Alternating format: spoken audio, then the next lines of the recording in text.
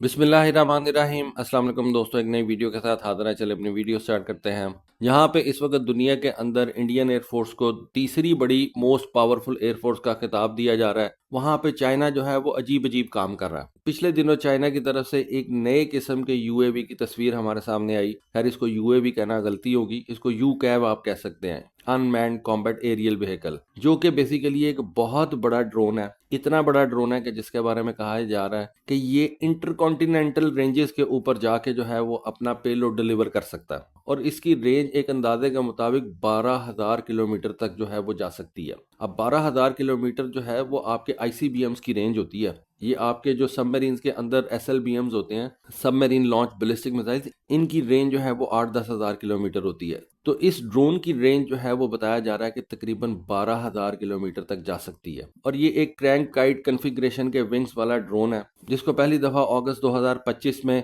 एक Chinese air force की test facility के ऊपर जो है वो देखा गया था। उसकी सैटेलाइट तस्वीरें जो है वो उतारी गई थी। एनालिस्ट का मानना यह है कि इस ड्रोन के अंदर 2 इंजन एग्जॉस्ट जो हैं वो लगे हुए हैं, और ये फ्रंट डोर्सल एयर इनटेक्स के साथ आता है। और इतने बड़े साइज की वजह से ख्याल ये किया जाता है कि इसके मिड फ्यूजलाज हाउसिंग के अंदर एक बहुत बड़ा इंटरनल वेपन्स बे भी होगा, जिसके अंदर बड़े बड़े मिसाइल जो हैं वो हाउस किए जा सकते हैं, जैसा कि ALBM यानी कि एयर लॉन्च बैलिस्टिक मिसाइल्स। जिस तरह से इस वक्त चाइना के पास YJ-21 है, या कह लें कि जो JL-1 है। उसके अलावा इस ड्रोन को जो है वो GJ-X का नाम दिया जा रहा है, और बताया जा रहा है कि इसका जो डिज़ाइन है वो तकरीबन CH-7 के डिज़ाइन से जो है वो मिलता जुलता है। लेकिन CH-7 जो था वो एक छोटा ड्रोन था। ये जो GJ-X ड्रोन है ये एक बहुत बड़ा ड्रोन है। इसका विंग स्पैन जो है वो तकरीबन 42 मीटर का है, और इसकी जो लेंथ है वो तकरीबन 22 मीटर की है। इतना बड़े साइज का जो ड्रोन है वो इसको अमेरिका के B-21 बॉम्बर का कंपेरेबल जो है वो बना देता है। यानी कि अमेरिका ने जितना बड़ा ये B-21 बॉम्बर तैयार किया ना, तकरीबन उसी साइज का ये ड्रोन जो है वो चाइना ने बना के अब फ्लाई करवाना शुरू कर दिया।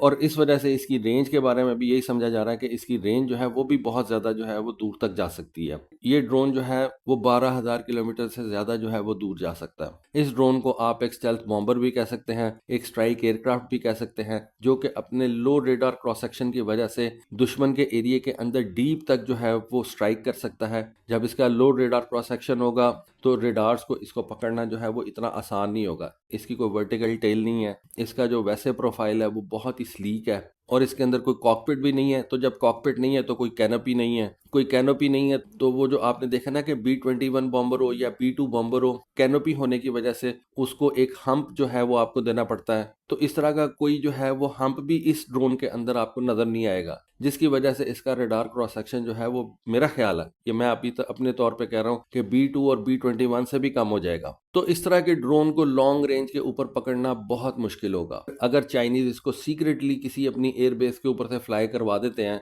और वो सीक्रेट एयरबेस बेशक चाइना के काफी डीप इनसाइड भी हो, तो इसकी रेंज इतनी ज्यादा है कि ये चाइना भी कवर कर सकता है, और चाइना के ऊपर ही कहीं पे जो है इसको आप रिफ्यूल करके मेनलैंड अमेरिका की तरफ भेज दें या अलास्का की तरफ भेज दें, किसी भी तरफ भेज दें, ये आसानी से जो है वो मेनलैंड अमेरिका को पहुंच सकता है। तो ये एक बड़ी ज़बरदस्त कैपेबिलिटी मेरे ख्याल से चाइना के पास जो है वो आ गई है। और चाइना अगर इस ड्रोन की ज़्यादा कॉपीज निकाल लेता है, इतनी ज़्यादा तो नहीं, मतलब एक एडिक्वेट जितने भी वो उनको मेंटेन रख सकते हैं और उनको आसानी से जो है वो डिस्पर्स करके अपने चाइना के मुख्तलिफ एयर बेसिस के ऊपर फैला सकते हैं, तो ये एक बहुत बड़ा फोर्स मल्टीप्लायर हो जाएगा चाइना के पास। और आप कह सकते हैं कि चाइना ने अपना एक नेक्स्ट स्ट्रेटेजिक बॉम्बर जो है वो भी तैयार कर लिया है, और वो भी अनमैन्ड। एक तो होता है ना कि आप स्ट्रेटेजिक बॉम्बर निकालते हैं और उसके अंदर आपने क्रू जो है वो बिठाया होता है, उसका भी आपको रिस्क लेना पड़ता है। तो ये तो बिल्कुल ही एक अनक्रूड लॉन्ग रेंज वाला स्ट्रेटेजिक बॉम्बर आपने बना लिया, जिसको अगर आपने किसी ऐसे मिशन पे भेजना है तो आप उसको सुसाइड मिशन पे भी भेज सकते हैं।